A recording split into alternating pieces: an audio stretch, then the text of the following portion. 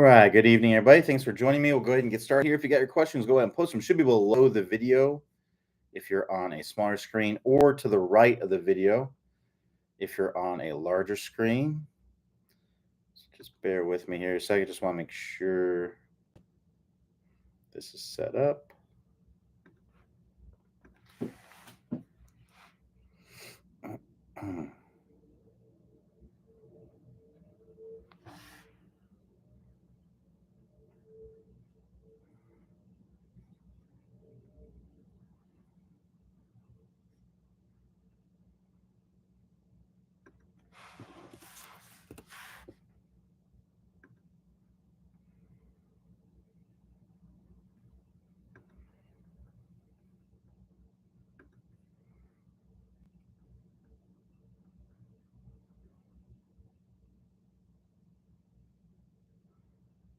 All right. Sorry about that. Just wanted to make sure it was set up. Okay.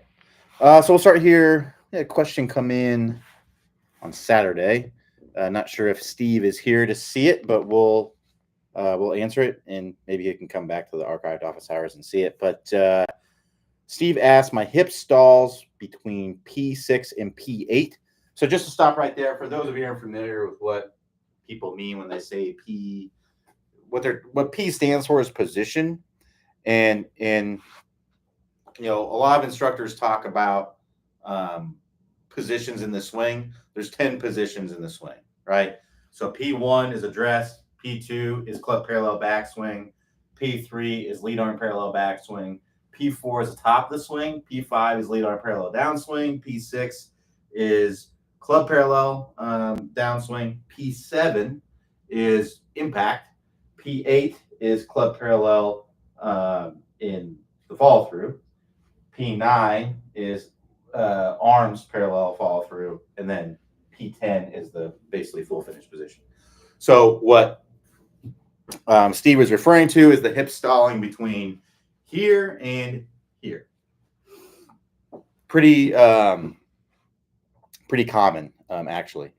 Anyway, it says shoulders continue turning, but the hip is completely stalled before and during impact. This leads to early release and lack of closed far shaft lean. My lead leg does not extend fully until follow through. Also, I have also tried to get this sequencing right according to power term, but I can't seem to stop this from happening. What can I try? So a lot of times, in my experience, people don't open their hips, not because they're not physically capable of doing so, which could be the case. If you're not physically capable of opening your body, then there's not much that you can do, right? It is what it is. You can only do what you're physically capable of doing, right?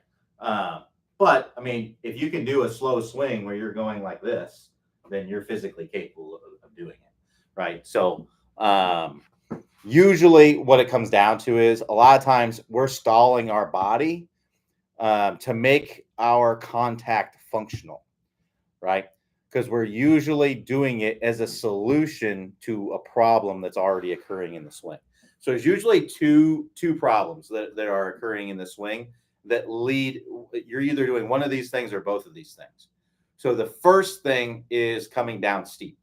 So if you start down steep, now you may be shallowing out later, but if you start down steep, right? So what I mean by that is when you're starting your downswing, this club is in a more upright position, right? Well, what I can do to get that club to shallow out is I can extend my hips forward. But if I extend my hips forward, I'm not going to be able to rotate, right?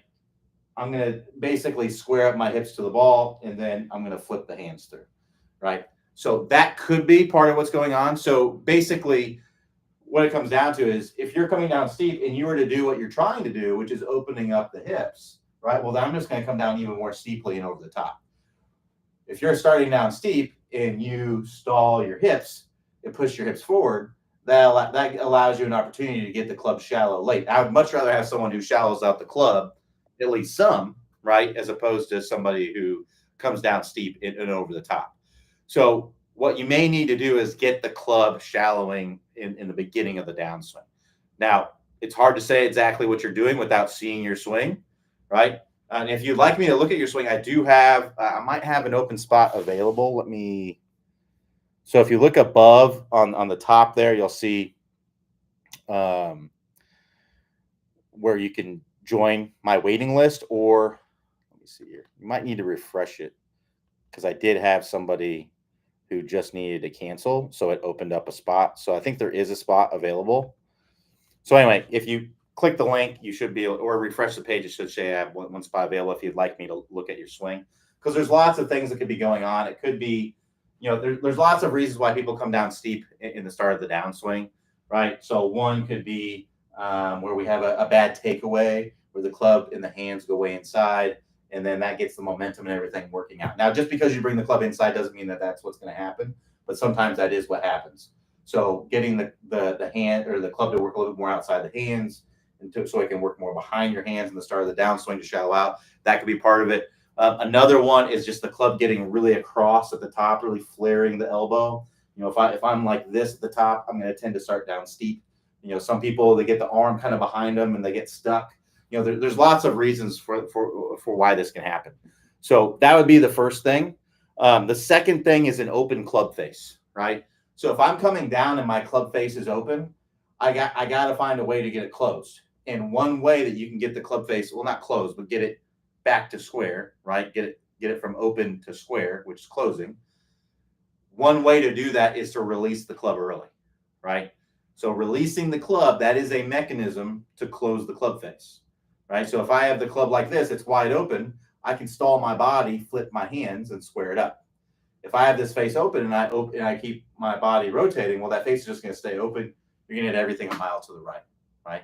So what I want to have is I want to have that face more square. So that way, when I rotate my body into impact, it's square, right? If I were to be right here where the face is square, and then I stall my body and throw my hands too early, well, that face is going to be too close. You're going to hook everything.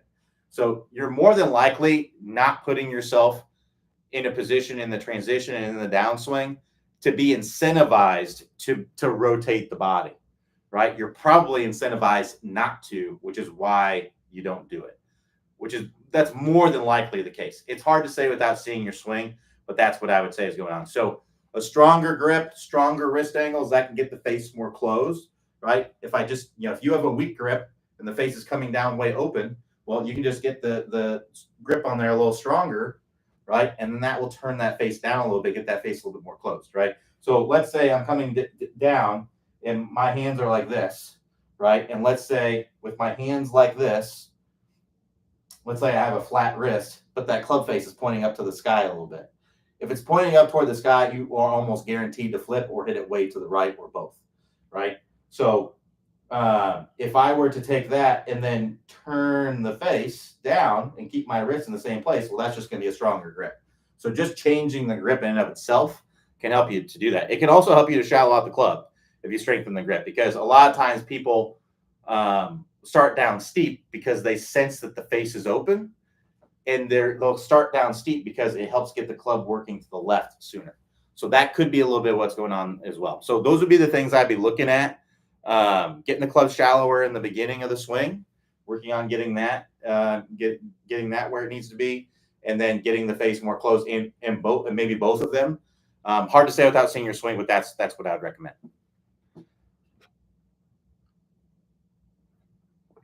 All right, so we got a long question here from Dan A. Says, "Hey Q, I just bought an Eyeline Golf speed trap and set the pillars for the draw setting right on top, left on the bottom. Does avoiding these pillars tell me that my swing path is now into out? If so, I would like to thank you guys for finally helping me to shallow the club.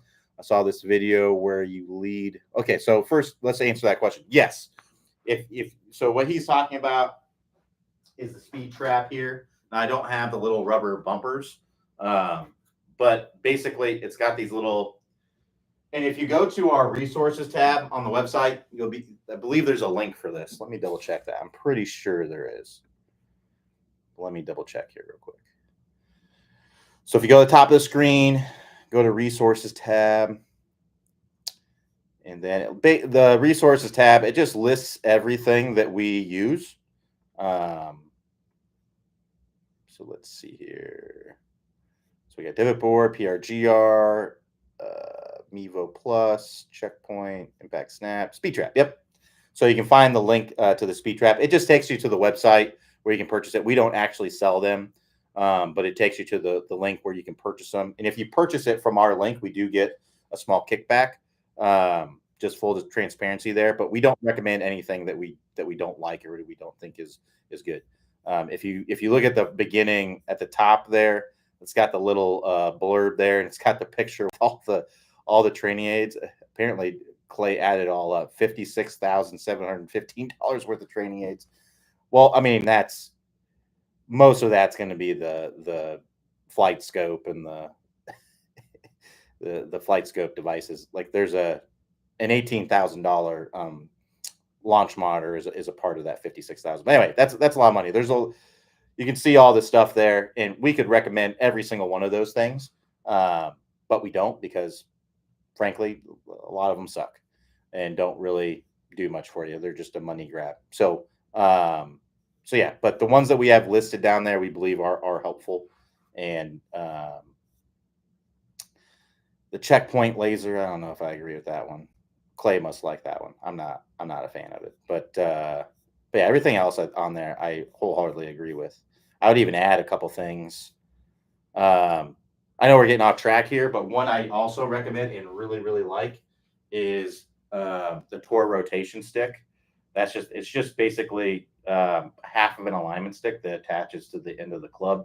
If you're working on shaft lean, this is a great tool because if you flip, it's going to whack you in the side, so it kind of forces you to rotate your body through. Steve, this could be a good tool for you as well if you're wanting to work on getting the body rotating, because a lot of times when the body's not rotating, the hands are flipping or whatever, so that kind of prevents you from doing that. But anyway, this thing, I like this thing. I think it's awesome.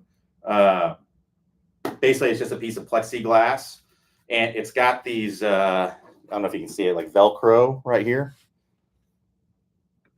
So these are Velcro, and there's these little pillars that it comes with that Dan was talking about. And they're about 6 inches tall or something like that. And they're put in at an angle. So you can set it up to give you some feedback. So what you can do is you can put one of the bumpers right there and one of the bumpers right there. And if you swing over the top, you'll hit those bumpers. If you swing from the inside, you'll avoid those bumpers. This is also great, especially if you hit off of mats. Highly recommend this thing because it really helps with good ball first contact. Because I put this thing on the ground and then I'll put the ball, about a club head in front of it. And this gives some great feedback because it tells me if I come down here and I miss the plexiglass here and I hit the ball solid, I know that I made really good ball and turf contact. I want to feel really solid contact. I want to feel a nice brushing of the mat. So if you hit off of mats, I think this is essential because a lot of times we'll hit off of mats, and because the club doesn't dig into the mat like it digs into the ground, you don't really get the same feedback, right? You can hit 2-3 inches behind the ball, and as long as you're coming in fairly level with the ball, right, which most of us are, you're going to be none the wiser. That club can just slide on there, and you'll think you're hitting beautiful shots, and then you go out on the course and you're chunking and thinning everything, right? So I think this is a great tool to help you to not get that the false sense of improvement, right? You'll know, okay, yeah, I can hear it.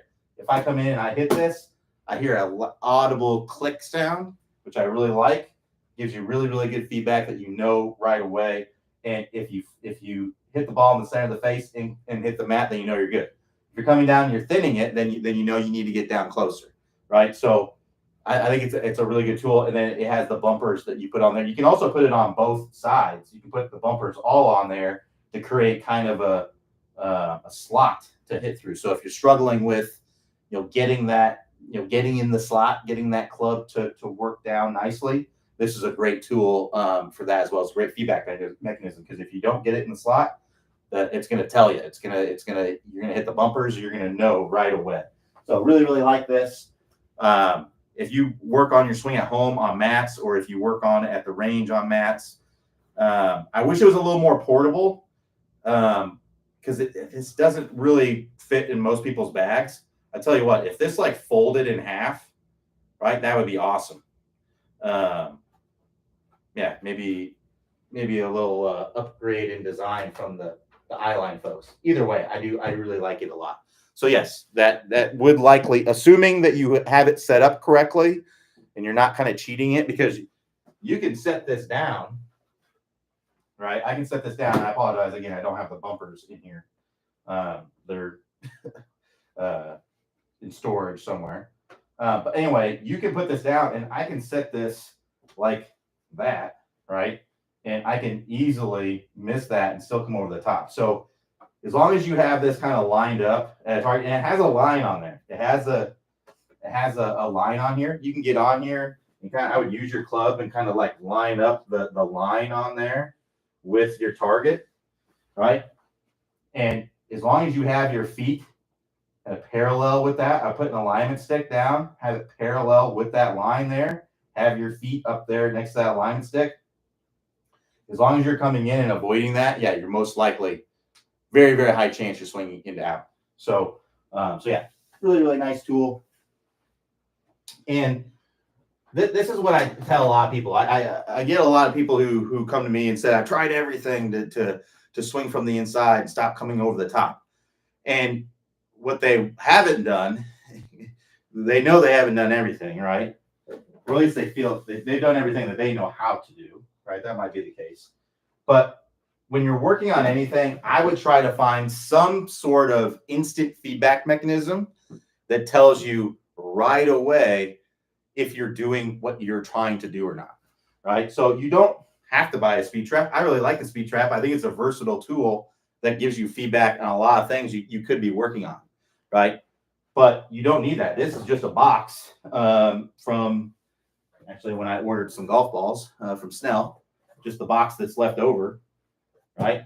If I'm coming over the top, I can just take that box, just a regular, cardboard box here, and I can put that ahead of or behind my ball a little bit, roughly about 6 inches, doesn't have to be exact, and then a little bit outside. So if this is my target line, right, I want it to be just a little bit outside that, just to give the club enough room, give the toe of the club enough room to come in. Because if I come over the top, I'm going to hit that box, right? This is forcing me to swing from the inside, attack the ball from the inside, right? So you just got to do that. And a lot of people, they'll put that box down and then they can't hit the ball. And they're like, well, I can't do it. Well, you can. You just have to slow down a little bit. I would just slow down and just move your body in whatever way you have to get that club that we're working from the inside. Just go slow. If I asked you, could you do it in a 10-second swing, meaning a swing that's about this fast, right? Really, really slow. Can you do it? Most people would say yes. So start out there, and that's probably going to be super easy for everybody, right? So then do it in a 5-second swing. That'd probably be super easy too. And just gradually build it up. Anything that we've ever learned how to do fast, right? A skill that we've learned to do fast, we've learned to do slow first, right? Typing, for example. And if you've been on the office hours, you probably heard me talk about this many times before. You might be tired of it. I need to come up with new analogies probably. But typing is a really, really good example. You just don't start out typing super fast, right? You start out very slow, doing it correctly. And then as you are doing it correctly and getting better and better and better at it, you can go faster. Same thing when you're changing your swing, right? You have to start out doing the motion correctly, as slow as you have to do it, or whatever way you have to do it. You have to regress to where you can do it. And then from there, you can gradually build up the speed. I have no issue with trying to do something full speed at first, but if you're unable to do it, we have to back it down a little bit, get better at it, then start to ramp it back up. All right, so we've gotten through. So Dan A talked about how it's helping the shot on the club. He said he saw this video where you lead with the right elbow moving towards the target in the downswing, and I'm finally missing the pillars of the speed trap. I guess different folks need different feels. Anyway, if this tells me that I'm finally shotting the club, I feel like I should work on hitting it solid next. I feel like sometimes I hit the ground and sometimes I don't. Any drills for low point consistency, and where are okay? So let's answer that first. Yeah. So what I would do is I would work on hitting different low points, right? So what you can do is you can use your speed trap. Here's a quick drill you can do. You can use your speed trap here, and what I would do is I would hit a ball where you get a little click on here. So that'd be technically be a fat shot, right? Then I would hit a ball where maybe you hit it thin a little bit, right? So you don't quite hit the ground, but you hit it thin a little bit. Then I would hit a ball where you flush it, right? Where you miss the thing, but you get nice, high enough strike on the face to hit it solid, and you're feeling the ground contact, right? Then I would hit one where you really dig in, like you really come down and hit down on it a lot. So you would imagine like your divot would be deeper, right? So this is 4 different low points that you would be doing, right? And for the first one, right, I would want my low point to be a little bit back, right? So I might hang back a little bit. I might be more angled away. If I'm trying to hit a little bit of a fat shot, I might be a little bit angled away as I'm coming in, staying more behind the ball, hitting a little bit behind the ball, right? If I'm wanting to hit it thin, right, then my low point, maybe a little bit more forward. It might be about where the ball is, but I'm not going to quite get to the ground, right? I'm gonna barely maybe hit the ground a little bit, but very, very little, right? And when I'm coming in, I'm going to be standing in a little bit taller. My body is going to be a little bit more forward, right? So we talk about the compression line a lot in the Tospic golf system. This is a big controller of the low point. That's all I would really think about with your low point control for the most part is how your compression line is. So this would be low point farther back. This would be obviously be low point farther forward, right? So for like a standard shot, I typically like to see the compression line for an iron shot be vertical or just like a degree or 2 angled away. There might be some rare instances where you can be more angled away. That rare instance would be if you have a very late release. Most recreational golfers just don't have that. Dustin Johnson is one of those. So Dustin Johnson's more angled away as he's coming in, but he has so much shaft lean that he's able to do that, right? Most recreational golfers aren't going to have that. So it's not something I would say there's a good chance that none of you, of the people that are on here, need to worry about that. So compression line would be kind of more on the vertical side and just kind of getting a nice brushing, like a firm brushing of the turf, right?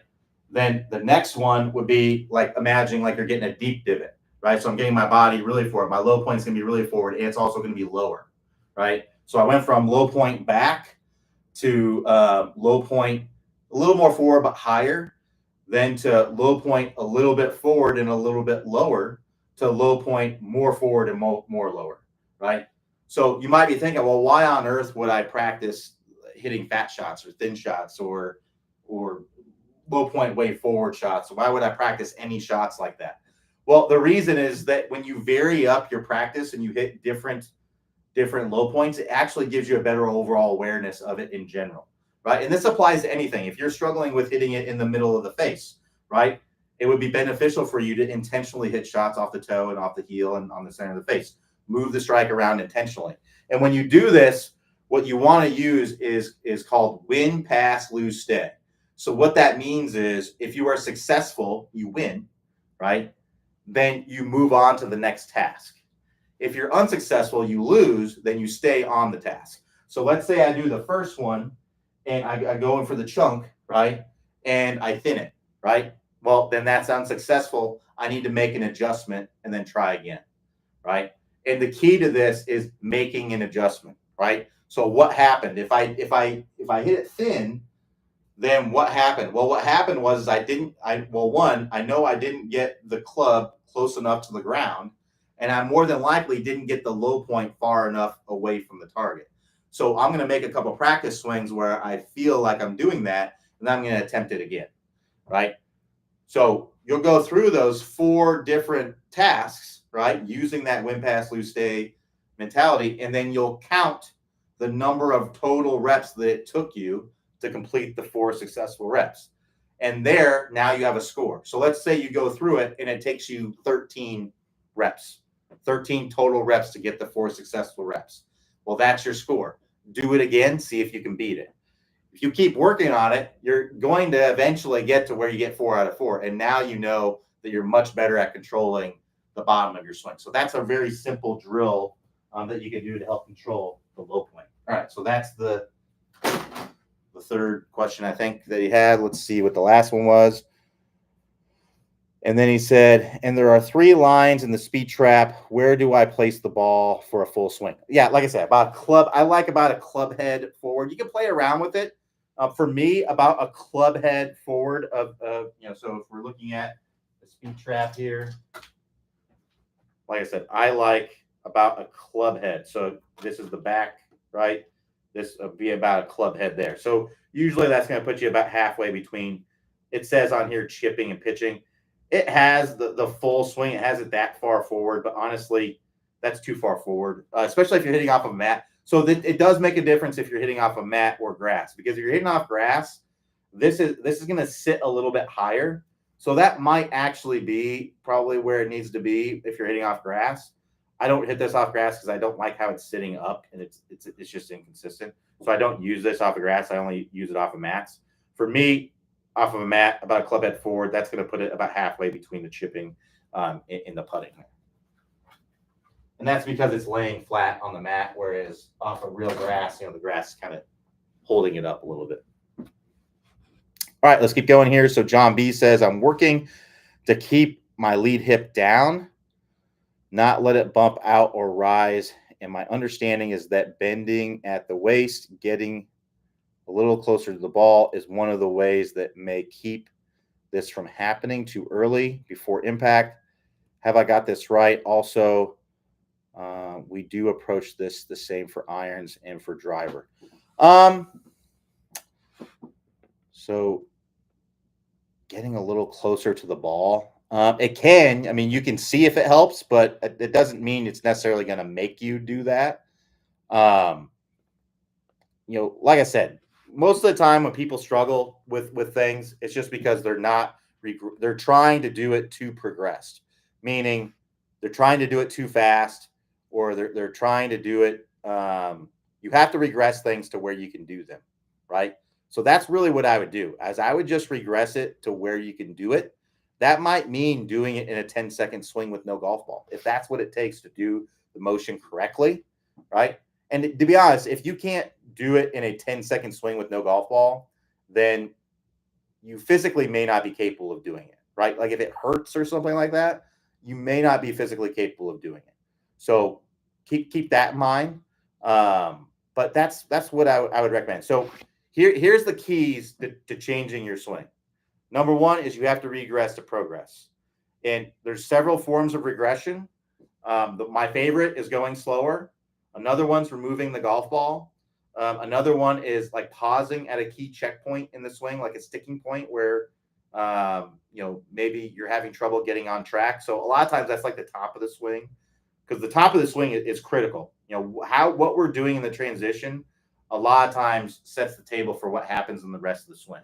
So because we're reacting to the club face, we're usually reacting to the direction the club face is pointing at the top and the pitch of the shaft. So if the club is starting down really steep in the transition, I'm going to tend to stand up out of it to shallow it out late. If my club face is very open in the transition, I'm going to tend to come down steep to get the face in the direction of the target, right? Or I'm going to tend to stand up and flip. There's lots of reactions that can happen, but those are typical ones, right? So that oftentimes is a place where people pause, right? Another one is doing a shorter swing. Now that doesn't always apply to what you're doing. It just depends on what you're working on. But those are the things. Because the reality is if we can't do it slow, you're not going to be able to do it fast, right? If we can't do it without a ball, you're just not going to be able to do it with a ball. If you can't do it in a fluid swing, right? Or if you can't do it in a pausing swing, you will not be able to do it in a fluid swing. And if you can't do it in a shorter swing, you can't do it in a full swing. So those are just the realities that we have to realize and live in, right? So regress to where you can actually do the movement correctly, right? So that's key number one. Regress to progress is really what I would call that. Number two is I would exaggerate so much that you're actually doing the opposite. So let's say you're someone who comes over the top. I would try to feel like you're exaggerating so much that you're shallowing out the club too much, and it would result in hooks. That's really what we do, or what Clay has you do in the 20-minute shallowing fix. He has you get that face really close. He has you get the ball hooking, starting to the right and hooking, right? That's overdoing it, right? We're trying to get you to overdo it. That's how you're going to make the fastest progress. So that's kind of the second piece, is to really, really exaggerate so much that it would be bad to go the other side, right? Because usually what happens is you just move closer to the way that you want to move, right? Or in another scenario is you actually exaggerate it too much, and then all you have to do is just tone it down a little bit. It's going to be much easier to exaggerate something, tone it down, than it is to just try to whittle away. That's what I find a lot of my students tend to do, is they tend to want to just whittle away because they want to do it full swing. And I understand why you want to do that. You want to do it full because we want to transfer it to the course as soon as possible. The problem is that that's detrimental to your progress because it's too close to what you're already doing. So your old habits are just going to bring you back, right? And it's not the movement that you're going for, right? It's a little bit less of the bad movement, right? So if you really want to make the change in your swing, you have to regress to where you can do it and then progress it from there. And I would exaggerate it to make that a little bit easier to do, right? So that's the second piece. And then the third piece is we have to do reps, right? The only way you're going to learn something is to do reps, right? We have to do reps continuously over time, consistently do reps over time. So if you're working on something, changing in something in your swing, if you go to the range once a week to work on it, unfortunately, it's just going to be very, very difficult to make that kind of change, right? I recommend working on it every single day, even if it's just for 15 minutes. And the good part is most of the time you don't have to go to the range. I think a lot of people have this idea that I either have to go to the range or I have to have a simulator or I have to go to a simulator or you don't have to do that. You can do, if you have space to swing at home and you have an old rug or an old piece of carpet or something like that, and you have a piece of paper, you can work on your swing, right? So this is a wadded up envelope from some junk mail. I just wadded it up into a ball. This can act as the golf ball. I don't need to have a net, right? I can just hit this. It can hit anything. It's not gonna damage anything, right? I mean, I can just hit this. It doesn't damage anything, right?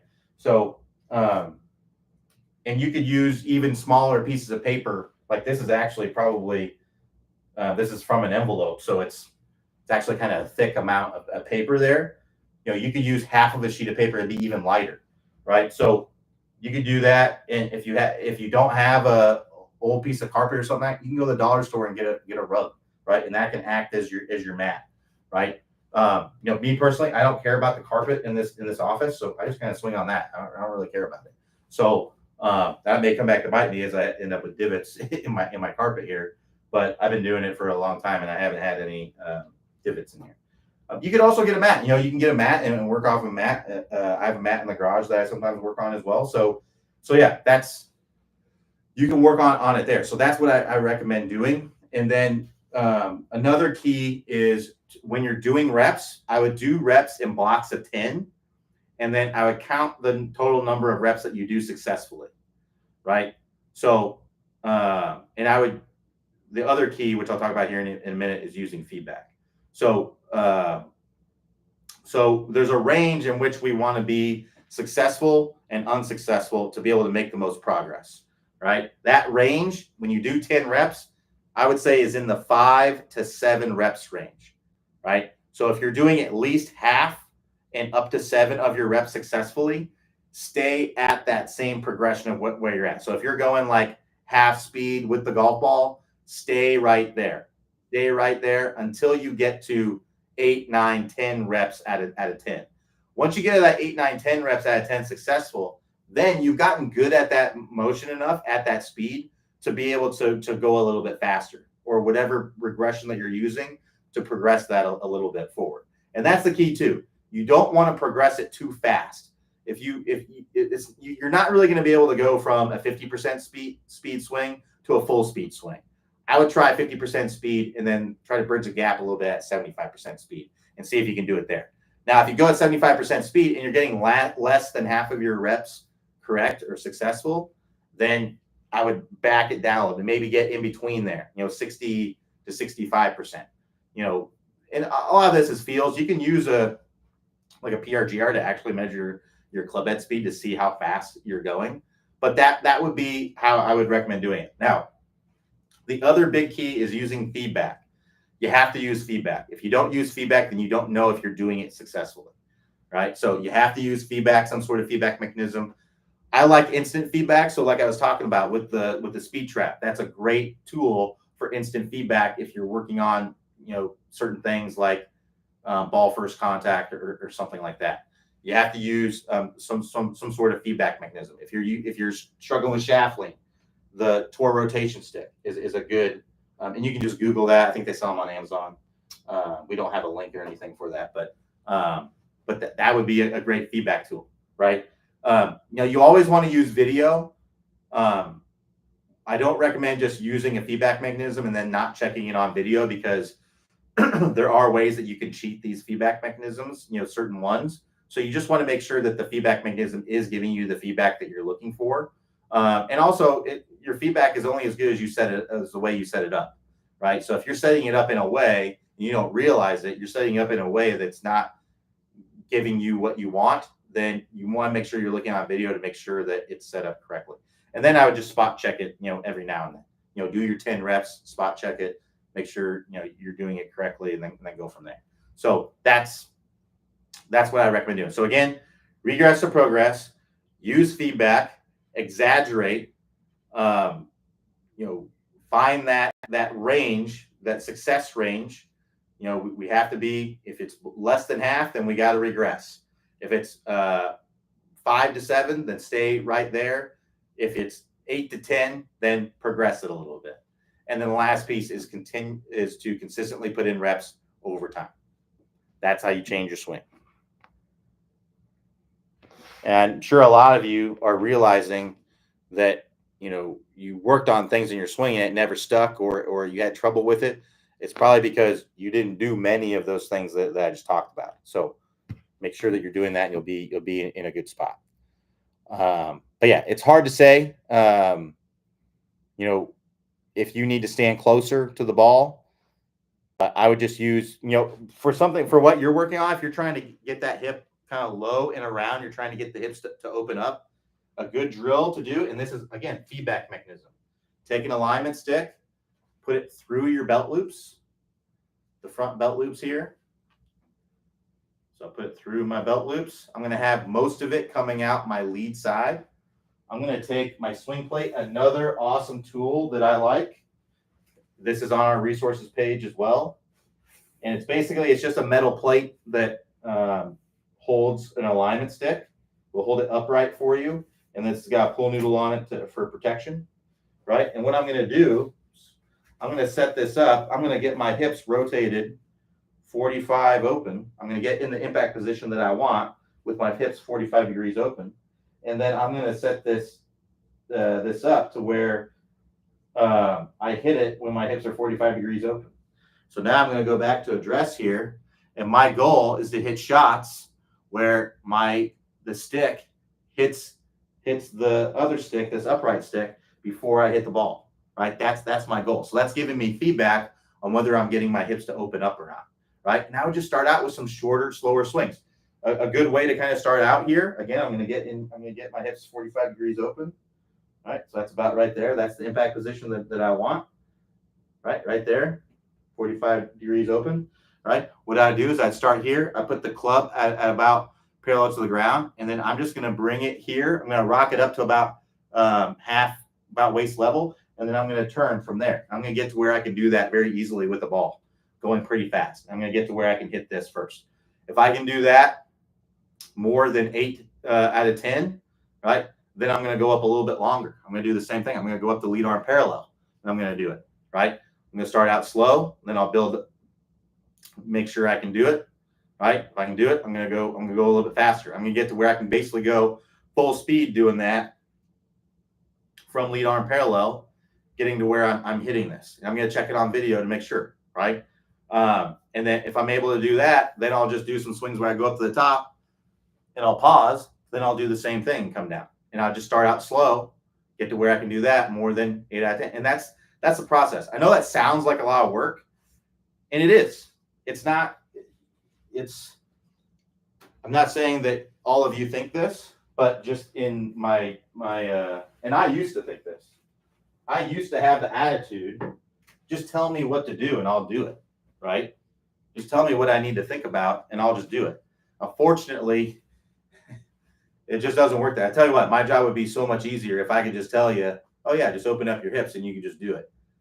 Unfortunately, it just doesn't work that way. You know, we have a program that our body knows how to do something with. Now, if you're new, completely new to golf, it's certainly a lot easier because you haven't really written your program yet to swing the club. You're very raw, right? So if you're very raw, that means that you can kind of mold it a little bit. Kids are so easy to work with because if you can keep them focused, they're very easy to work with because they'll do what you say, right? Because they don't really question it because they haven't watched a million YouTube videos from 60 different instructors saying different things, right? They're not really questioning what I'm saying. They're respecting the authority of whatever I'm saying, right? And then they're able to move better typically, and also they don't have a program to hit the ball.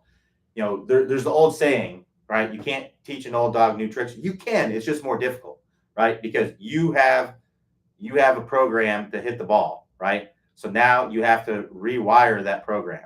So I equate it to you've learned how to type, right? You learn how to type. I know I use a lot of typing analogies, but I think I use typing because I think pretty much everybody on here has learned how to type because they're typing questions. So I think everybody can relate to it for the most part. So typing, like you've learned how to type.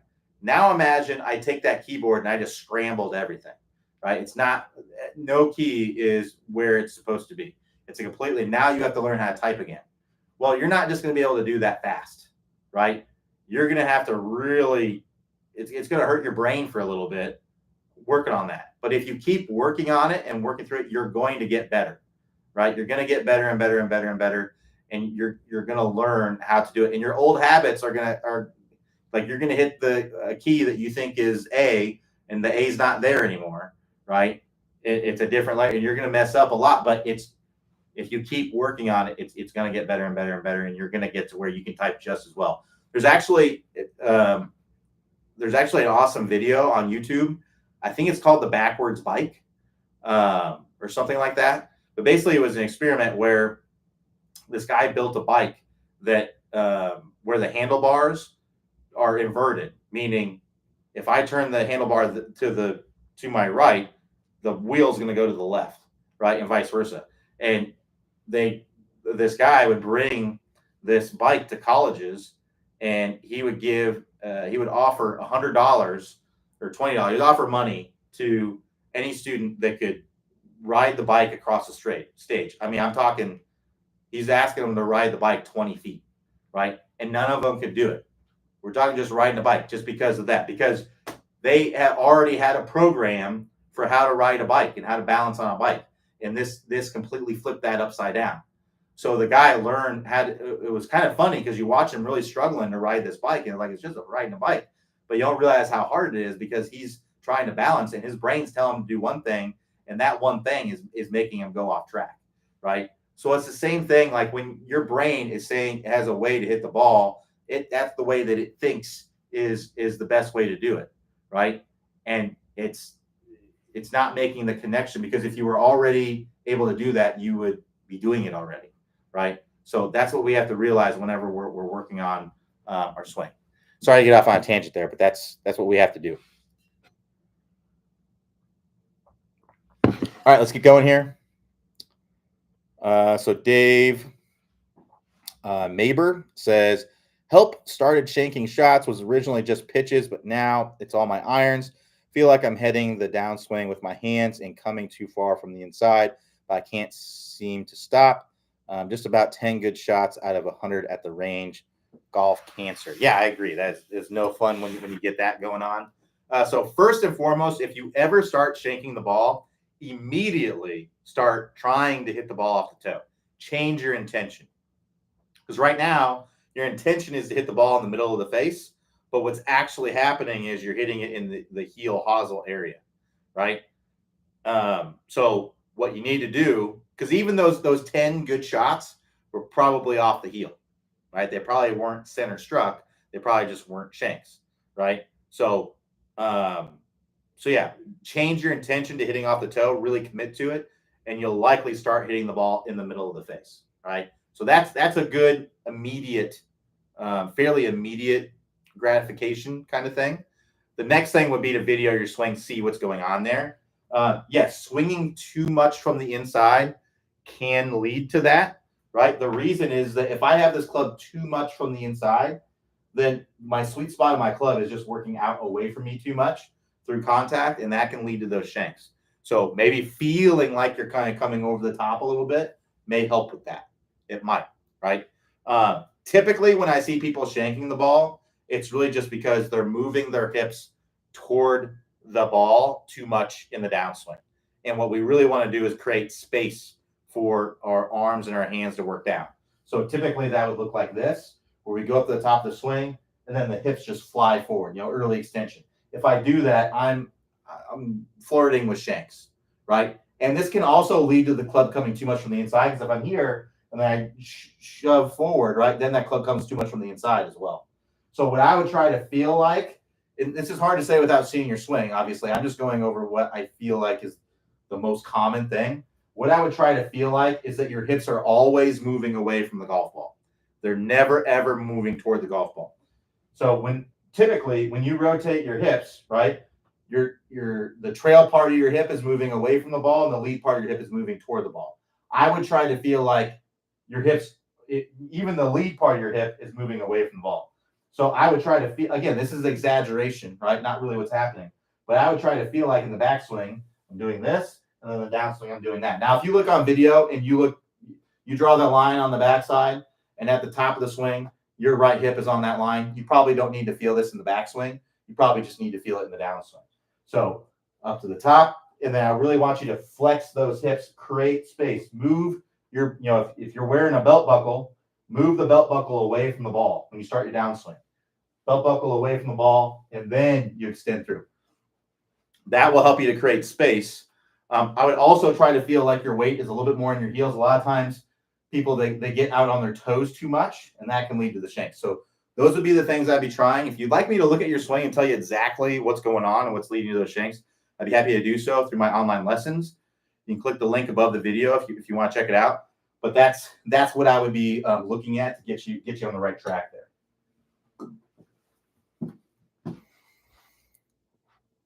All right, so Booth says, I have struggled with closing the face, but as soon as I started working on the power turn, I'm closing it way too much.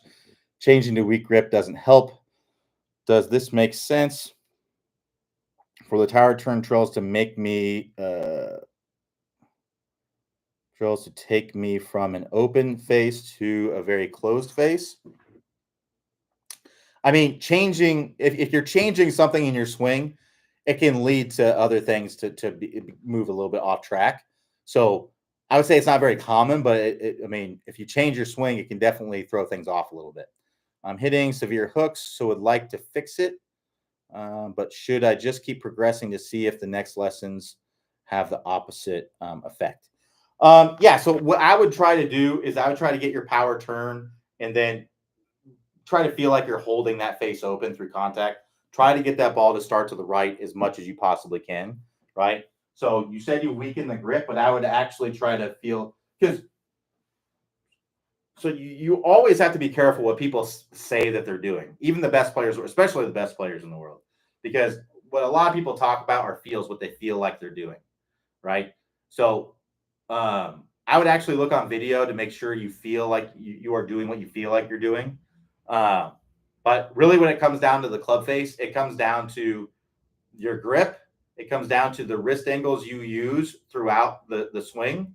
And then it comes down to the release, right? So what could be happening is maybe you weaken your grip. Maybe you had a very, very strong grip before and you weakened it, but it's still very strong. That could be what's going on. So weakening it some more could help to get the face a little bit more open. Maybe you are bowing your lead wrist a ton. If I bow my wrist, that is going to close the club face. Maybe for some reason, when you're getting the power turn, you're just bowing your wrist a ton.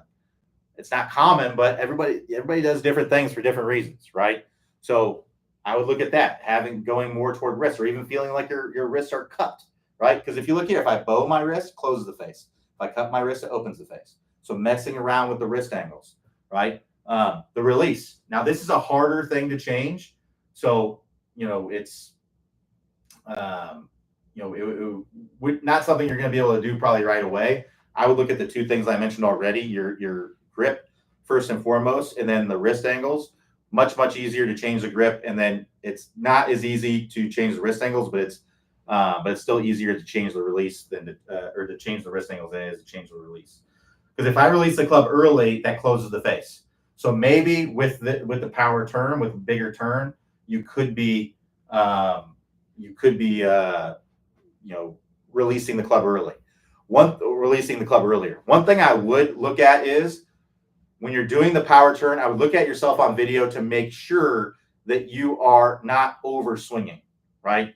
So what that means is a lot of times when people try to make their swing longer, they'll do it by breaking their wrists a ton, right? So if I break my wrist a ton, that's gonna make me cup my wrist. Well, now my face is open, and then I may be sensing that and then really trying to slam the face shut, and then overshutting it as I'm coming into contact, right? You could be losing your spine angle by trying to make your swing longer. So make sure that your spine angles are good. Make sure that you're not, leaning toward the target. Make sure you're not over hinging the wrist, keeping a nice, we don't want to cup the wrist a ton, right? So those will all be things I'd be looking at. Like I said, it's hard to say without seeing your swing. If I could look at your swing, I'd tell you for sure. But yeah, those would be the things I'd be looking at.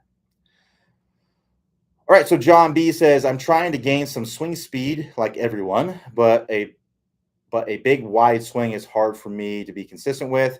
So can I focus on faster hip turn and let the turn whip the arms to generate the speed? Yeah, so if you want to work on club head speed, I recommend checking out the 20-minute distance fix. Those that's all the low-hanging fruit of stuff that's going to help you to do that. So first and foremost is to gain club head speed. As far as technical things to do, first and foremost is getting a big turn. Make sure you're getting a big turn. That's what it comes down to. Keep in mind that it may be a little bit hard to get used to, but as you take more reps, getting a bigger turn, it will help, right? You'll start hitting the ball better. So big turn, that's the main thing. That's the first drill that you do in the 20-minute distance fix. And real quickly, to get the 20-minute distance fix, you click the instruction tab at the top, and then the 20-minute distance fix from there. The second thing is using the ground, right? And that comes into what you're talking about, more faster body speed to help you with the club. You work on that in a step drill in the 20-minute distance fix. So I definitely be doing some step drill to get the feel for that. That's it. That's the second drill that you do. Lag, we want to make sure that we're not casting the club to start the downswing. We want to get that club kind of lagging so that way you can whip it harder through impact. The more we can lag it, the harder we can release it, right? So that's something that we work on in the 20-minute distance fix. The other thing is neural adaptation. So what that is just swinging with 100% effort. Keep in mind, when you are speed training, what's the goal? The goal is to gain club head speed, right? The goal is not to hit perfectly flushed shots, right?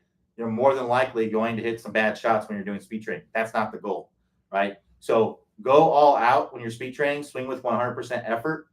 Try to, swing with no accuracy in mind. Just swing to try to get that club head to move as quickly as possible. that's what's going to help you to gain club head speed. So your speed training speed is going to go up, but then your playing speed is going to go up as well. So I went through the 20-minute distance fix. I started out about 110, 112, somewhere in that range. My max was probably about 112. Went through the course. I got to 123. Now 123 was completely swinging out of my shoes. It was a snap hook. It was not a good shot, right? I'm not doing this on the golf course. It was not a great shot, but it was the highest club head. I was pumped. It was my highest club head speed. When people come to the distance clinic and they hit a bad shot, it doesn't matter if it's the highest club head speed they've had. Most of them are in the dumps because it was a bad shot. That's not the goal. The goal is to get the club head speed to go up. And as your club head speed goes up, your playing speed is going to go up as well. So to get back to my experience, right, I got 123 as my high speed, but my playing speed, the speed that I can control, that's the speed that I use out on the golf course, and that, I'm able to get in the fairway. That's the one that I'm able to hit the ball in the middle of the face and control the club face and control the path of the club and everything coming down. That speed went up to 117, 118. And that speed, it felt the same as the 110. It felt just as fast. It felt like the same amount of effort as the 110, 112 swings that I had before. But because I worked on a little bit a new technique, and because my body had adapted to swinging faster, that's what my new fast came to. So I think that's a big mistake that a lot of people make when they do speed training, is they're kind of getting in their own way a little bit because they're so worried about the ball going straight. Don't worry. If you hit a straight one, that's just a bonus, right? The goal is to get the club head speed to go up. Most of the time when I hit the ball, I don't even look at the ball. I just look at the speed monitor to see, where it's at. And I don't care where the ball went. I'm not working on hitting straight drives. I'm working on getting my speed to go up as much as I can. If I get my 100% effort speed to go up, then my playing speed is going to go up as well.